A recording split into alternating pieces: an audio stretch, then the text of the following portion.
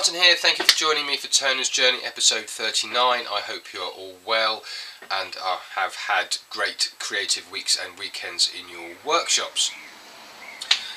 Been an interesting week this week. The week has been cut short by a bank holiday on Monday, and I had a really lovely time taking the family boating on a nearby canal, which was great.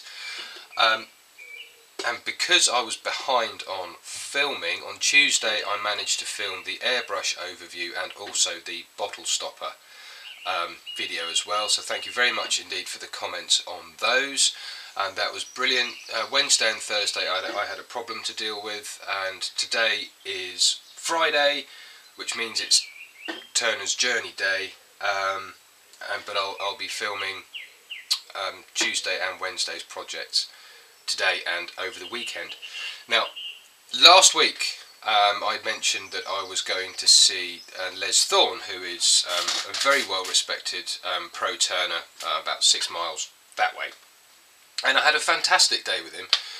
There were 4 of us there in Les's workshop, all turning different things. It was brilliant to meet some other turners down there too, and Les's ambience and his personality were really great to be getting on with throughout the day. And I was there, it was 6 hours, excuse me, about 6 hours, and I learnt quite a lot, I have to say. It was great. Honed a couple of things as far as my technique is concerned, so hopefully in future videos you'll be able to see the difference in technique that I was shown. Very small differences in the technique from what I was using to what I'll be using now. Very small differences, but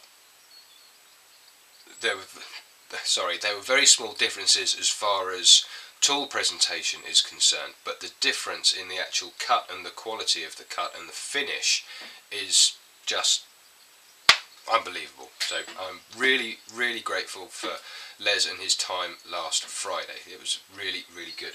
And he also showed me a very simple method. I've seen it before, but why I've never actually gone and done it before, I don't know. But you guys would have seen in all the bowls that I turn, I put a recess rather than a tenon.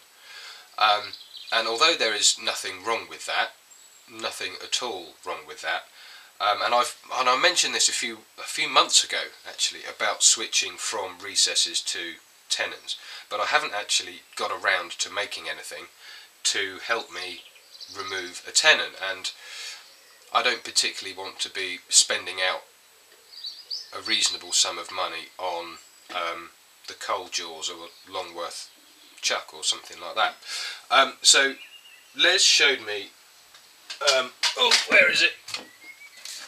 A friction drive, which I've said a second ago, I've seen it done before, but I've never actually used one or put it together. And here it is.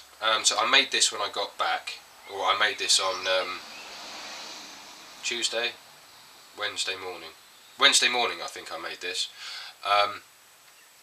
And it's a little friction drive, but I'll show you. I've made a video on how I made these and roughly how it works, but you'll see me using these in future videos, so that's really cool.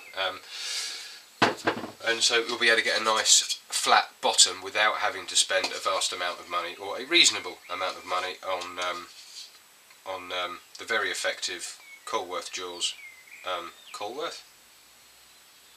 jaws, and the Longworth chucks.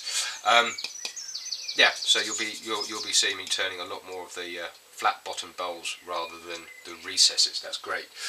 So yeah, big thanks to Les. It was an incredibly helpful day, as I said, and well worth taking the day out to go and see him.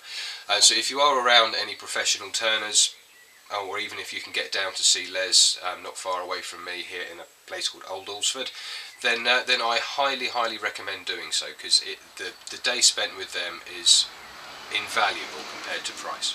Really great. Yeah, and then of course it was the bank holiday weekend. I had the kids, and we had a really lovely fun weekend, and the weather was nice too. And in fact, today is the first time I've actually been into the workshop without my long johns on underneath my jeans. Now, I had a message come through to me via YouTube this morning by Thomas Keeling, I think it was, if I remember correctly. Thomas Keeling was asking about insurance, as he's going to be doing some wood turning shows or craft fairs, that sort of thing. And I use a company here in the UK that's Ian Wallace Limited, and their website is craftinsurance.co.uk. You can do it all online. You just tick the boxes and stuff, and it's all there, and they give you a quote and what have you. But you can have product liability and public liability, both of which you may find craft fairs and shows like that require you to have. So that's product liability, obviously for your products, and also public liability to cover you should a piece of wood fall on somebody's foot and they get a scratch or something like that. So have a look. If you're in the UK and you are doing shows and stuff, make sure that the show does or doesn't require insurance. But if it does, I personally use Ian Wallace, craftinsurance.co.uk. There are other people out there. I think I've only ever come across Ian Wallace, and he is underwritten by Hiscox Insurance. I'll put a link in the description, and I think my policy that I have covers me obviously for public liability, product liability, a few other bits, but it also covers me to demonstrate and teach as well. And I think I pay less than £100 a year, so it's a really worthwhile investment to safeguard your business and also you personally and your products and everything else like that. What else? Oh yeah, Tuesday's video is going to be, I said it last week, but Tuesday's video, I didn't have a chance to film it for this week, but next week's video is going to be really exciting. So I need a bit of this and a bit of that, and a bit of airbrushing, a bit of colour, perhaps a couple of new techniques for applying colour. Not entirely sure yet, but that's just me. I never really know what I'm going to do until I've done it. Yes, I need a bit of that, some colour, a little bit of creative flair, and I need to film some of it outside too. Right, that's it for this week, folks. Thank you very much indeed, and I forgot to mention at the beginning, a big warm welcome to all new subscribers, and thank you very much for all of your comments recently. And I have to say I am currently pretty much up to date with replying to comments. So that's it. I'll see you on Tuesday for the new project, Wednesday for a beginner's project, and of course next week for Turner's Journey episode 40.